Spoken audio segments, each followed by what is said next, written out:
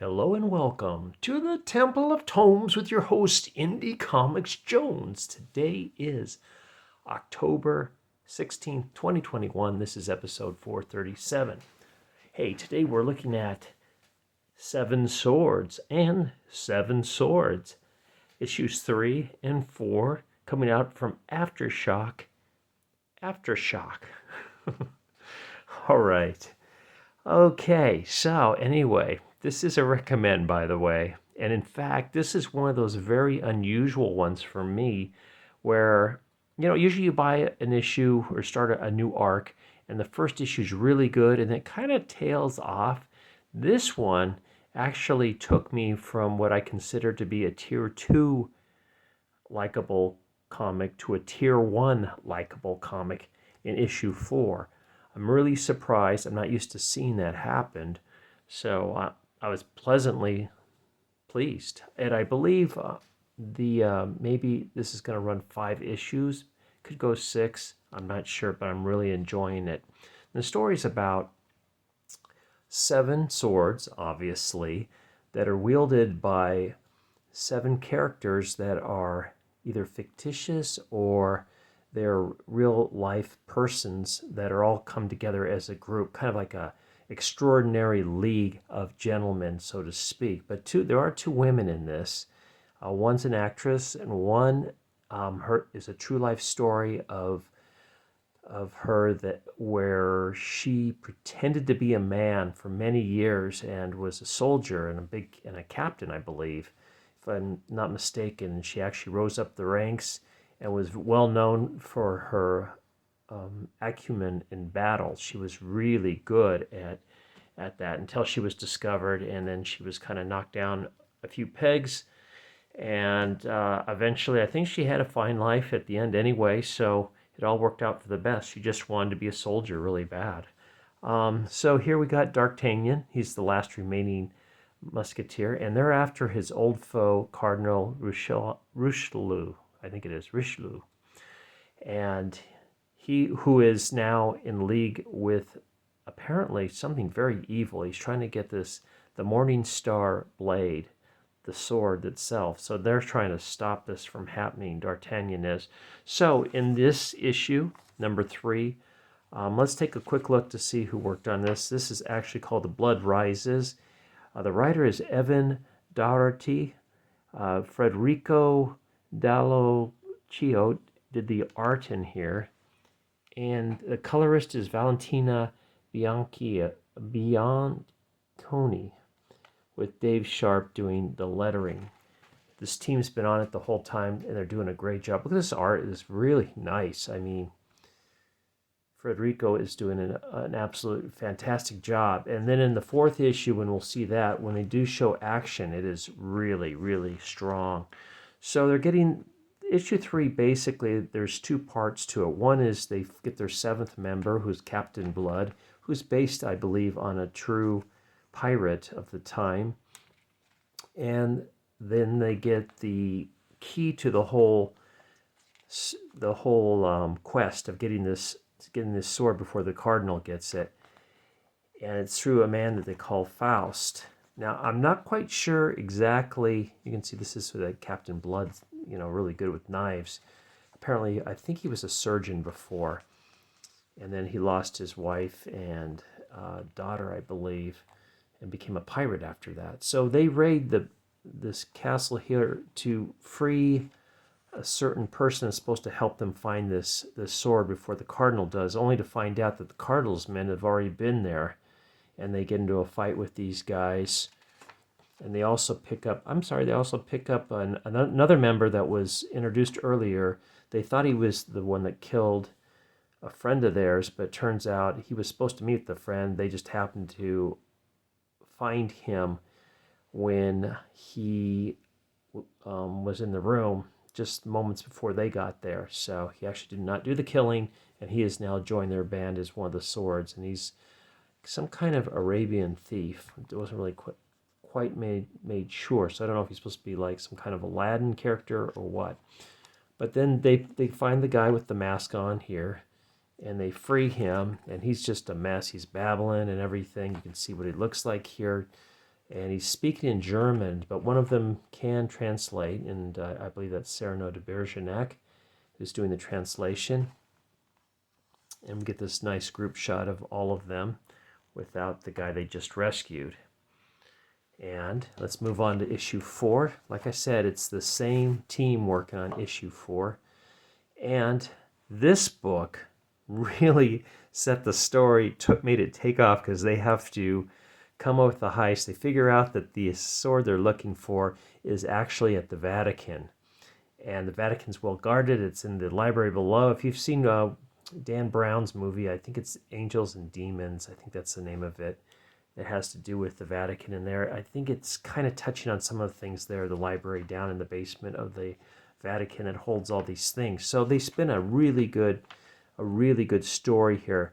This is the guy that they saved. He's going back in time, talking about his life and how he was trying to reincarnate this, resurrect this animal using black magic, because he had studied all the natural sciences and nothing seemed to work. He was actually able to get this demon to arise, but it only kept its form for a little while. So he talks about the sword that he's trying to find, that Vlad the Impaler had it at one time. It made him all powerful and also turned him into apparently a vampire. And just a really good story going on here. And you can see the art is really picking up here. It's just crazy. They talk about their plan to go into the Vatican and steal the sword that is in the library there, and how it's guarded by Templar knights who have a switch that they can pull that'll burn the library to the ground if they feel that it's going to be infiltrated. So they have to come up with a plan. And what they do is they're going to use their actress, and she's going to dress up like the Pope and go down there. So it sounds kind of crazy. And Cyrano de Bergerac is going to be one of the Templar Knights. There's a lot of humor in here. They got all these characters, Don Juan, saying stuff at the right time, just using their own personalities for each thing. And it's just so much fun to read this thing. And this was the issue that really, really brought it together. It was the chef's kiss. Everybody's using that now, but it was the chef's kiss on this issue. Oh, man. And just look at this action. So what they do is they're going to create a miracle so they can get the Pope to go to one place, so they can bring the other Pope down the library. And what they do is they spill all this wine into an aqueduct that feeds the fountain in the Vatican, turning the water into wine. So that was their diversion here. And so the Pope goes out to speak on it. And look at this action. They attack the Vatican guard. They're supposed to not kill anybody, but people unfortunately do die in this. But just love this panel, because you see the 4 guys here. You see them lining up there. You see them kind of surrounded, and then they're taking them down while they're trying to sneak down to the library. And she's trying to put on her makeup as fast as possible to dress up like the Pope. She's actually walking down, and we've got the other one dressed up as a nun. So as they come down the stairs, the Knights of Templar recognize the Pope, and so they let him pass.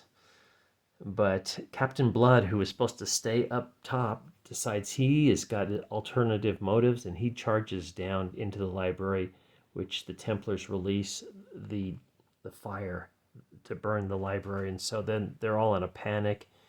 And it turns out Captain Blood was after the Lazarus Stone. He wants to resurrect his wife somehow. He thinks that's going to do it.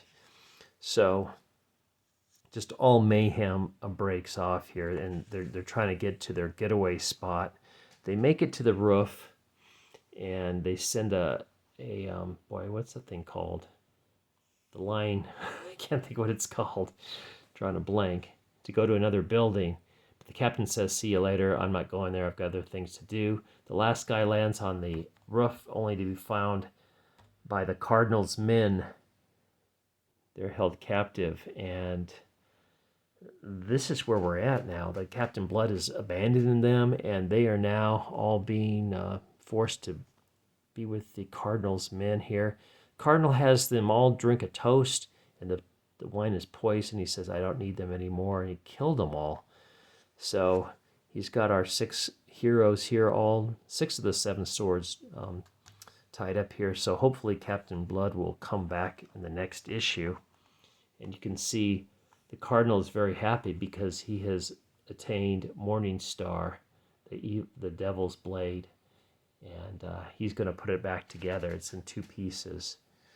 So that's where we ended this. Just a great comic. Boy, it was just really awesome. And here's next issue. I don't know if this is going to be the conclusion or not.